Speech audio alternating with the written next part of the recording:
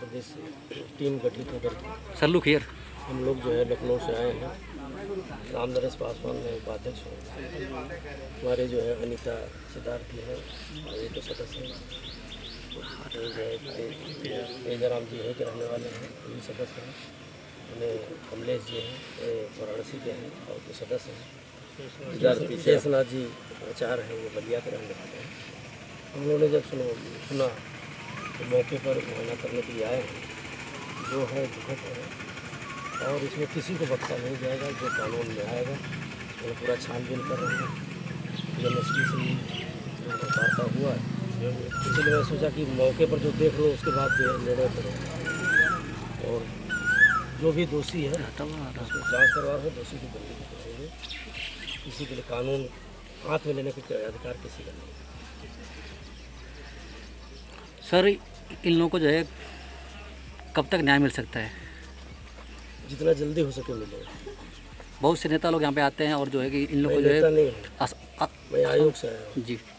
और आयोग अनुसूचित जाति जनजाति का ही जी वोट लेने नहीं आया हूँ, इनकी रक्षा करने आया हूँ। जी सर प्रदेश में ऐसे कई मामले आए और अक्सर करके जनपद में भी हमारे, और अब तक किसी को न्याय नहीं मिला। और कहीं ना कहीं पुलिस वाले हमेशा ही इसमें इन्वॉल्व दिखाई देते हैं। हमको तो हमारे जानकारी में तो पहली घटना आई है, भाई आगे क्या हुआ है हमको नहीं जानकारी है, लेकिन जो हम लोग के जो जानकारी में आ रहा है उसकी कार्रवाई हो रहा है। और पहले SC/ST जो है नोटिस देकर वहाँ बुलाया जाता था। हम लोग पूरे मेंबर, हम लोग आयोग के अध्यक्ष, सभी टीम हर जिला में जा रहे हैं। बल्कि आज घटना हुआ यहाँ इसलिए नहीं आए हैं, पूरे प्रदेश के हर जनपदों में भी जा रहे हैं कि अनुसूचित जाति जनजाति के जो विकास के लिए पैसा आ रहा है, उनके साथ कोई अन्याय तो नहीं हो रहा है, उसके लिए पूरा जो है हम लोग सुनवाई कर रहे हैं, उनका निदान कर रहे हैं। आज ही हमारी जानकारी में यहाँ आया है, हम लोग पहुँचे हैं, इसके साथ भी न्याय होगा। इस संबंध में प्रशासन स्तर पर भी कोई बातचीत हुई है? आते समय मैंने DMSP से बात किया, उन्होंने जो बताया इसलिए सोचा कि उन्होंने क्या बताया है और यहाँ क्या हुआ है, मौके पर देखना जरूरी था। मेन तो हमारे दुखी आए हैं, उनकी बात को फिर हम रिपोर्ट तैयार करेंगे, दोषी को दंडित कराएंगे। सर क्या लगता है मौके पे आप देखे हैं, क्या ये घटना मौके पर जो देखा जा रहा है वो तो है गलत हुआ। अब चाहे किस वेस में हुआ है तो जांच के विषय है, जांच के बाद ही पता चलेगा। लेकिन दोषी व्यक्ति दंडित होगा। ठीक ओके सर। मैं स्वतंत्र कुमार, रुक जाइए जी। मैं स्वतंत्र कुमार, जिनका मकान टूटा हुआ है, हम लोगों के साथ झूठ और छलावा किया गया है। इस मैटर को दबाने के लिए 10 दिन का समय 8 दिन का लिया गया था। इस बीच कई न्यूज़ चैनल वाले ये चला रहे हैं कि उनका मकान जोड़ा जा रहा है, मटेरियल गिर रहा है। अभी आप आजमगढ़ लाइव पे देखिए, जो अभी एक न्यूज़ निकला है उसमें ये दिया जा रहा है कि मकान जोड़ा जा रहा है बड़ी तेज़ी से, और उसमें एक टाली को बालू गिराते हुए दिखाया जा रहा है। वो मेरी टाली है, मैंने भट्टे से यहाँ पे राबिश गिरवाया था, जहाँ पे पानी लगा हुआ था, उसको बालू दिखाया जा रहा है और ये सब झूठी अफवाह है। प्रशासन हम लोगों से समय लेकर छल कर रही है हम लोगों के साथ, और ये 4 दिन 5 दिन बीत गया, कोई न पूछने आया न जानने आया क्या होगा।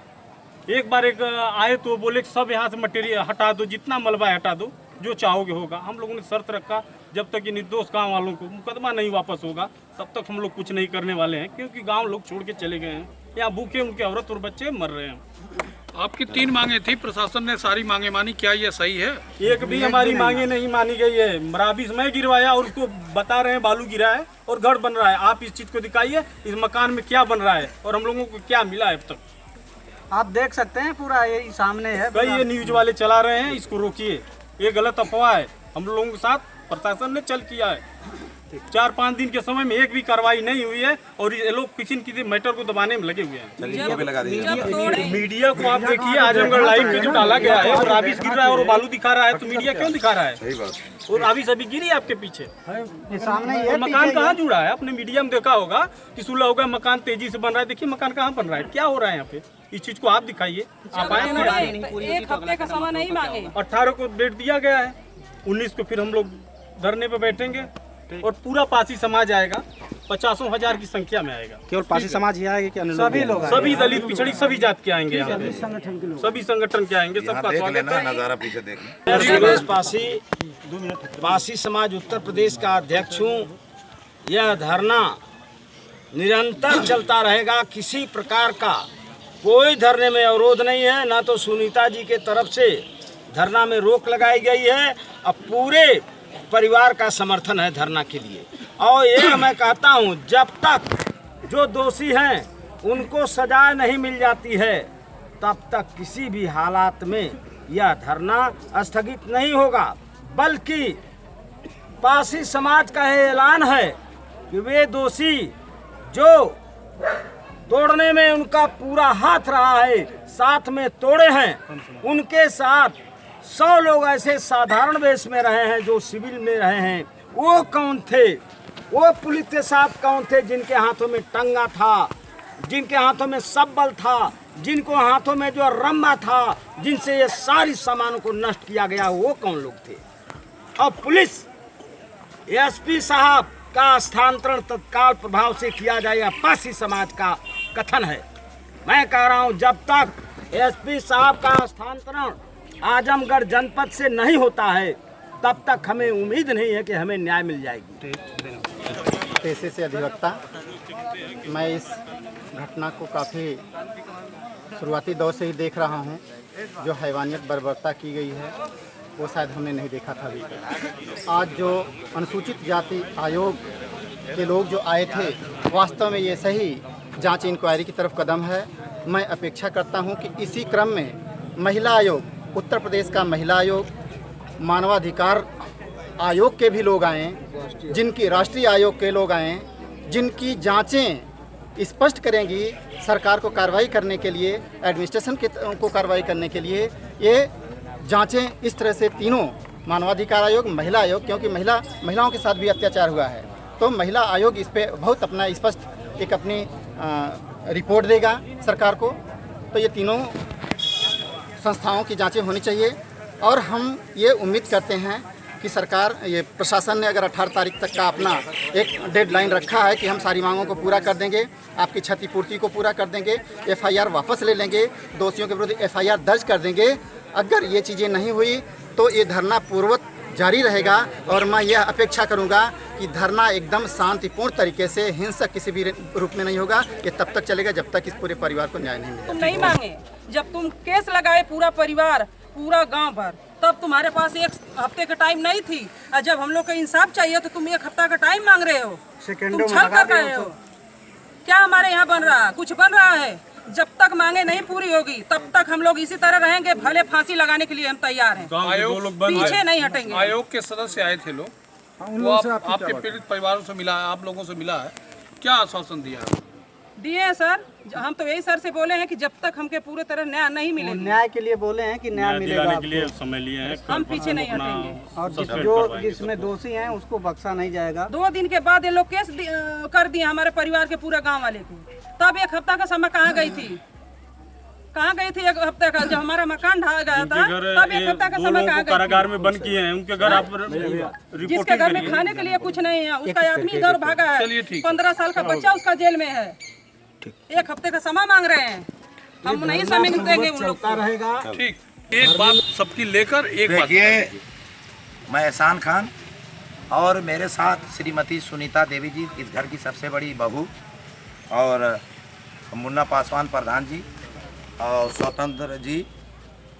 स्वतंत्र पासवान जी, और ये पूरा परिवार पीछे है।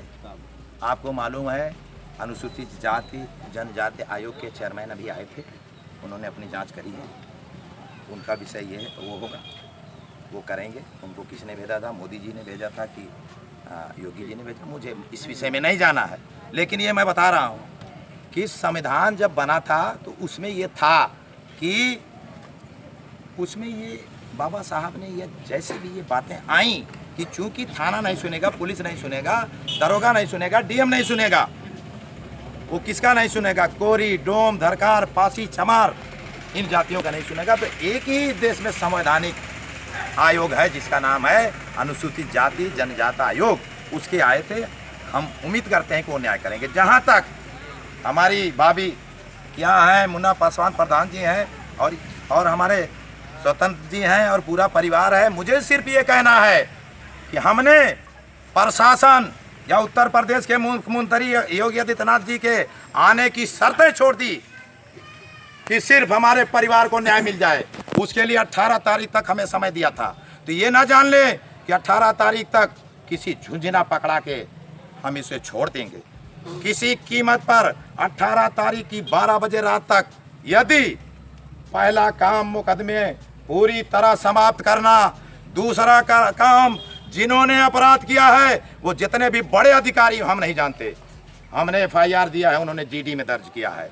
FIR दर्ज होना जिसमें लूट डकैती SC ST प्लस हमारी माओ बहनों के साथ गंदी हरकत करने का प्रयास करने का भी अपराध है, जिनकी धाराएं वकील साहब सरोज जी हैं हमारे पास।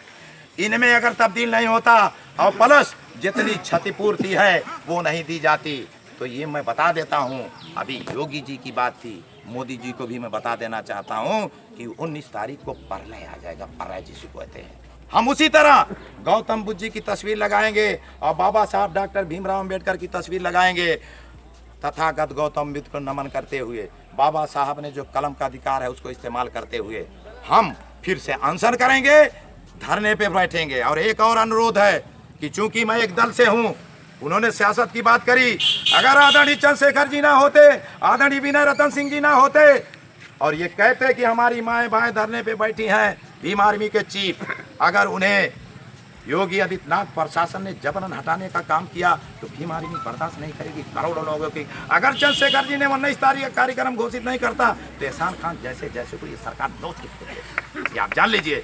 इसलिए मैं कहना चाहूँगा कि 19 तारीख को चंद्रशेखर जी जो आज़ाद समाज पार्टी काशीराम का राष्ट्रीय अध्यक्ष है, अगर योगी जी में हिम्मत है, मोदी जी में हिम्मत है तो यहाँ आने से उन्हें रोक लें। हम सिर्फ अपने अनशन धरना अपनी बहनों पे विश्वास करते हैं। हम इन माओ बहनों, इन परिवारों के आदेशों का गुलाम है। जब तक न्याय नहीं मिल जाता हम इनसे बंधे हुए हैं और जो भी मामला हो रहे हैं प्रशासन से और जो भी हो रहे हैं इनका परिवार जानता है। मुझे कुछ नहीं मालूम, जिस दिन ये कहेगा कि मुझे इंसाफ मिल गया उस दिन मैं सारी चीज़ें समाप्त कर दूंगा। बहुत बहुत धन्यवाद।